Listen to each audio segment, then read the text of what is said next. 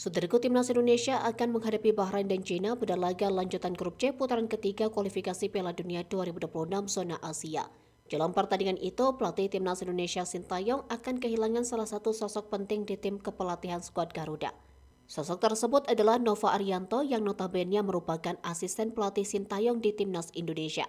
Nova Arianto juga merupakan satu-satunya pelatih lokal di staf kepelatihan Timnas Indonesia saat ini. Nova Arianto dipastikan tidak akan bisa menemani Sintayong dalam dua pertandingan tersebut. Hal itu dikatakan secara langsung oleh Ketua Badan Tim Nasional atau BTN Sumarji.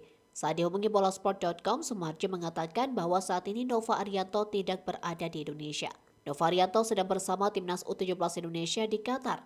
Perlu diketahui, Nova Arianto juga dipercaya menjadi pelatih Timnas U17 Indonesia.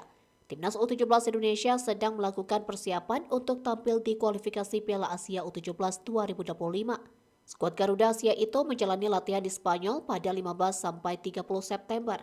Dari Spanyol, Timnas U17 Indonesia langsung berangkat ke Qatar pada 1 sampai 10 Oktober. Setelah itu, Timnas U17 Indonesia langsung terbang ke Kuwait guna menjalani pertandingan grup G kualifikasi Piala Asia U17 2025. Timnas U17 Indonesia tergabung ke dalam grup G bersama tuan rumah Kuwait, Australia, dan Kepulauan Mariana Utara. PSSI menargetkan Nova Arianto bisa membawa Timnas U17 Indonesia lolos ke Piala Asia U17 2025. Adapun Timnas Indonesia akan menjalani dua pertandingan melawan Bahrain dan China. Timnas Indonesia akan melawan Bahrain pada laga ketiga grup C putaran ketiga kualifikasi Piala Dunia 2026 zona Asia di Stadion Internasional Bahrain Rifa pada Kamis 10 Oktober.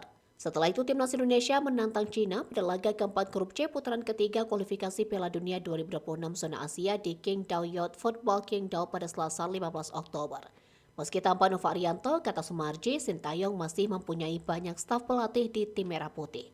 Mereka adalah Choi In-chul, Ju Byung-guk, Yum Ki-hun, Yoo Jae-hon, Kim Bong-soo, Shin Gang-yu, dan Yum Ki-hun.